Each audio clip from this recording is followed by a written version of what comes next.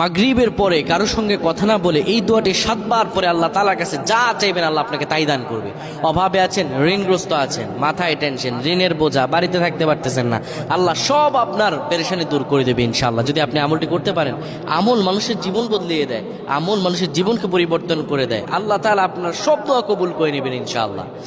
মাগরিব নামাজের পরে কিবলামুখী হয়ে থাকবেন, কারোর সঙ্গে কথা বলবেন না, কারোর সঙ্গে কথা না বলে কিবলামুখী হয়ে আপনি পড়বেন আল্লাহুম্মা আজিরনা মিনান নার, আল্লাহুম্মা আজিরনা মিনান নার, আল্লাহুম্মা আজিরনা মিনান নার।